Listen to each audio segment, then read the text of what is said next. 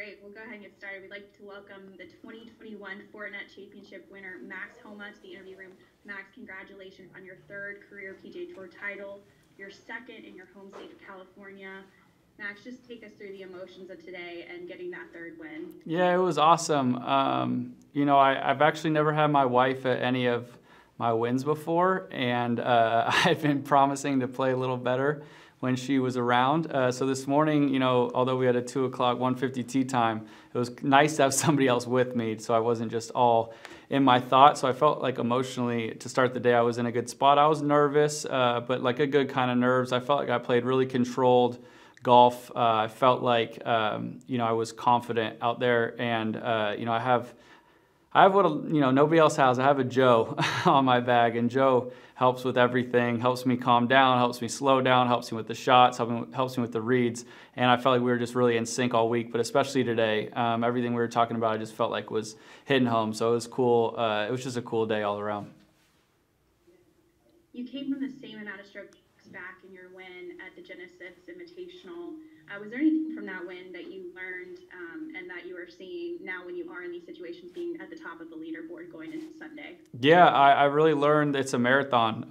Those Sundays are long. A lot of things happen. I mean, I played with Scott Stallings. He played awesome, especially right off the jump, and he kind of got going ahead of me, and I just kept telling myself to just keep playing golf and just let the birdies come. Don't force anything. Don't try to beat anybody, just go play the golf course. I've been playing the back nine really well all week. So I learned, that a lot from Riviera, just plugging along, picking up maybe a shot here and there. And then, I had a really good feeling. This golf course sets up where 16, 17, 18 is where the crux of the movement comes. So I was really pleased to par 14, 15 and go into 16 tied. I've been playing the par fives well. I know Maverick had been as well. So I wanted to at least not have to do anything nuts on the last three, but I needed to be close enough on those three to have the opportunity to go make something happen. And fortunately was tied going into those and could just play kind of normal, solid golf. Great. And lastly, before we open up to questions, you didn't play with Maverick today, but we all learned a little bit about Maverick's game this past week. It was a little bit of a California college showdown out there. What did you learn about Maverick this week, just hearing and seeing what he did? Yeah, nothing. I knew Maverick is a beast. I've been following his career, since after I was in college. He obviously has won a ton in college. He's an absolute amazing golfer. When I saw him get off to a good start, I knew he was going to be a problem. He's going to win a lot out here, in my opinion. He has a total game. I played with him a couple of times, and he does everything really well, and he has a really, really good head on his shoulders. So it's tough, playing against someone like him when he was obviously, playing some great golf, because he just doesn't have any holes in his game. That's why I just was hoping I could stay within earshot of him, because if he got going away from us, I think he would have just run away and hid. So he's going to be an amazing golfer for the rest of his career. So it was fun to battle him. I'm sure it will not be the last time. Great. Thank you. At this time, we'll turn it over to the media on the line. If you have a question, please type your name in the chat. I will call on you at that time. You may go on video and off of mute. So to start us off, we're going to go to Ron Koychek, San Francisco Chronicle. Ron, go ahead. Yeah. Hi, Max. Congratulations. Hey, Ron. You've said before that you wanted to kind of balance out your personality during a round. I mean, you're this funny guy on Twitter, and yet you've always been very stoic and serious on the course. And you said you wanted to learn to kind of relax. How has that evolved in the last couple of years, and what was your sort of emotions like over today's round? Yeah, this week I did an awesome job. I was awful the back end of the season. I thought I was doing a good job of being myself, and I wasn't, as much. I got maybe a little burnt out by the end of last season, and I know we only had 2 weeks off, but I really believe that I learned a lot from those weeks, and trying to put that to use in the 2 weeks I had to kind of prep for this season. Learned a lot from what Patrick Cantlay said, actually, after the Tour Championship. I saw a press conference he did where he kind of said that he just tries to be himself at all times, and I try to kind of be introspective and think, well, who am I? And I'm someone who, when I play at home, I talk a lot, and I am I wouldn't say goofy. I'm still stoic, but I'll talk a lot. If I have something to say, I'll say it to either my caddy or whoever I'm playing with. So I tried this week to talk a lot and be me and not feel like I was being any different than who I am. And like I said, I learned a lot from what Pat said in his press conference at Eastlake. And one other follow-up question, if I can. A couple years ago when we talked going into Pebble, you made a comment about how you had a fairly large fan base for the quality of golf you had played. And you've won 3 times since then, and obviously changed a lot as a golfer. How much has your game, how have you sort of evolved and changed in those 2.5 years to make this happen 3 times now? Yeah, I feel like the game is catching up. So, I feel like, I think the misconception about me is because of the social media thing. People think I am kind of goofy and aloof a little bit. And for people who know me, I work really, really, really hard. I pride myself on it. So, I'm very honored and thankful to have such a big following. Even before I probably should have had it. But I also know that my game, if it keeps going the way I think it can go, it should even out at some point. So I'm working towards that. Thanks, Matt. Appreciate it. Thank you. Next, we're going to go to Cameron Morfitt, pjtour.com. Cameron, go ahead. Hey, Max. Congratulations. Thank you. You were mentioning, I think it was yesterday, how you've played with some pretty big name players when you've won. This week you played with Rahm and you played with Mickelson. You played quite well, obviously, with both of them. Joe was mentioning that it's kind of affirming that you see that they're not doing anything that different from what you're doing. Is it a level of just believing that you are one of those types of players? Yeah, I think so. I've always. It's a matter of the belief.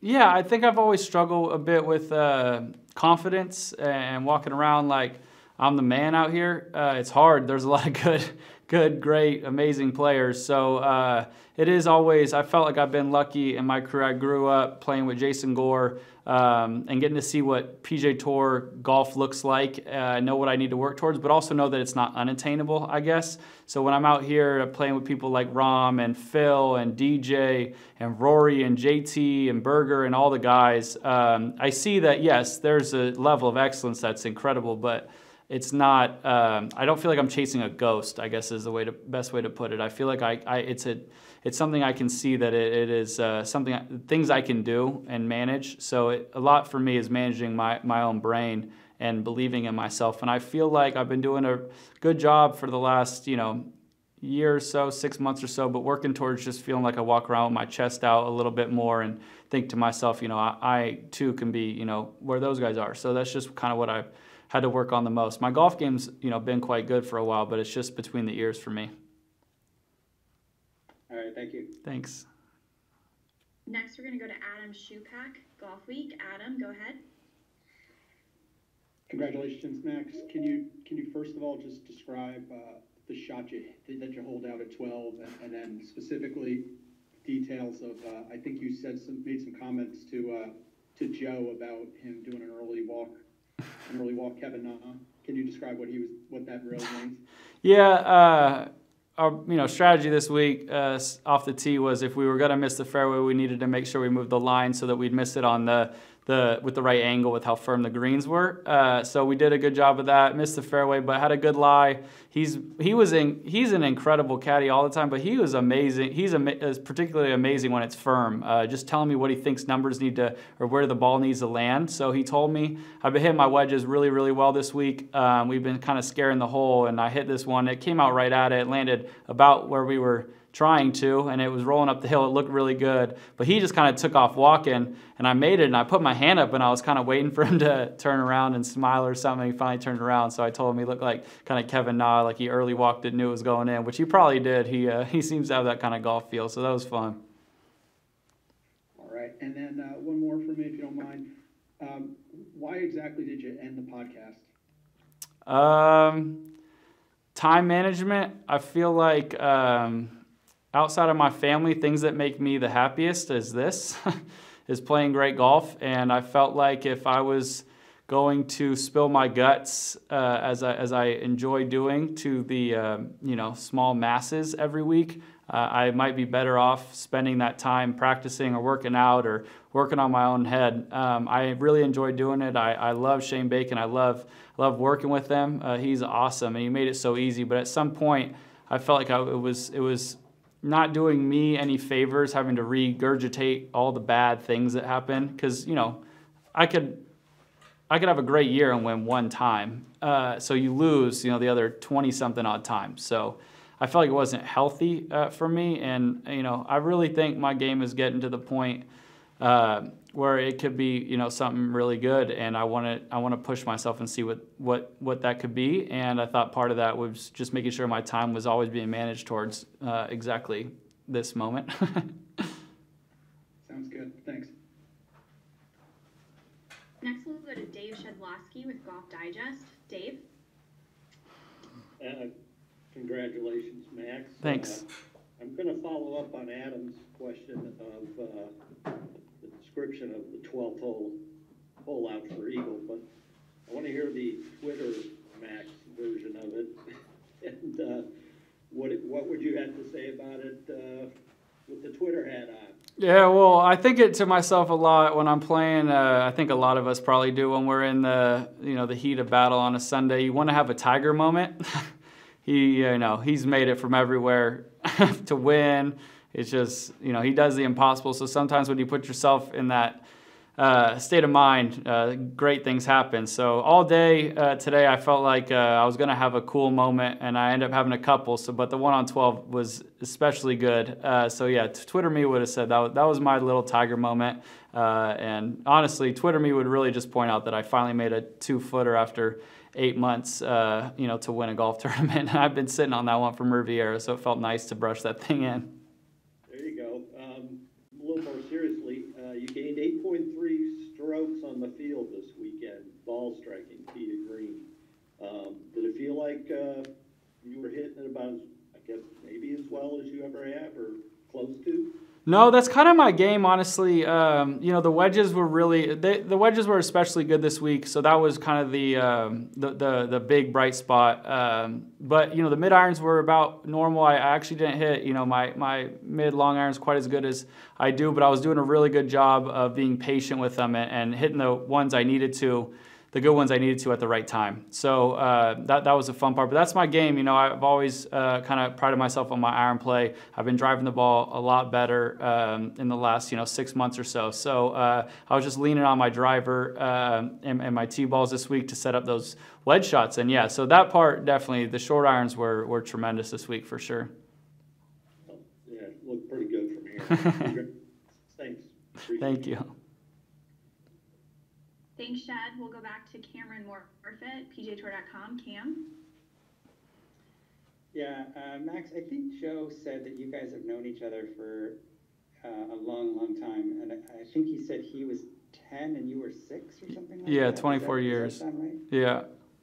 What is your earliest memory of him? And did you just sort of idolize him? He was the older kid, and he you wanted to be like him, or what's your memories of him? Yeah, first memory of him, I walked into Vista Valencia golf course, and there were two kids sitting there, Brandon Christensen and Joe Greiner. And I remember my dad pointed to them and said, "I'm pretty sure those are the two best kids here." And I just remember Joe's head was just enormous. It's still big now, but on that little body as a kid, it really stood out. But I had a lot of memories growing up with him. Not like I played with him right away or anything, but just remember he walked around like he was the baddest dude there. And watching him play and being lucky enough once I got into high school, college, we would play a lot more. And yeah, he just has he's still a really, really good golfer. So it's been fun to kind of practice with him, grind with him. He ended up moving out to Scottsdale where my wife and I live, and it's been even better to be around him a little bit more. We compete more than we really work on the off weeks, and that's good because we've been competing since I was a kid. Always wanted to be, as good as Joe. And, once I got taller than him, which took a couple of years, it's been, we've had a great run of some good golf. All right. Thanks, man. Congrats. Thank you. We'll go back to Adam Shupak at Golf Week. Adam? And Max, given that this is your first time winning with your wife in attendance, how will you be celebrating this evening?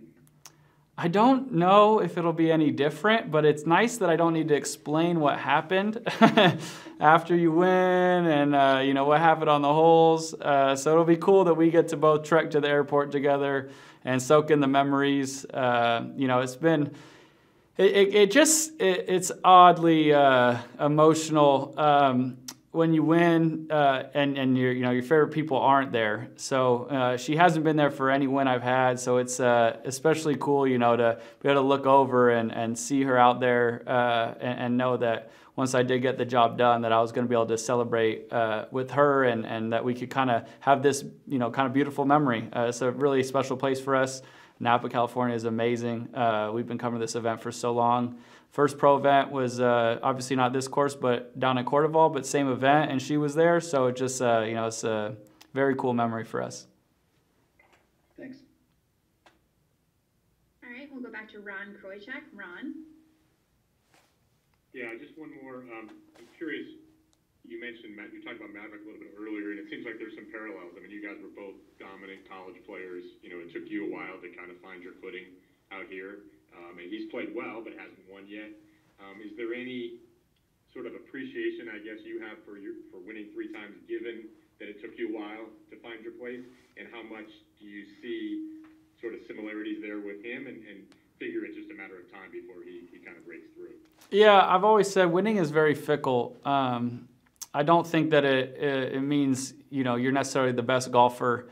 Obviously, it helps, but you look at someone like Tony Finau, who is clearly a world beater, and I think he's won 2 times. So winning is random, but you just got to keep putting yourself in the position to accomplish that goal. And Maverick does that a lot, and I don't think it's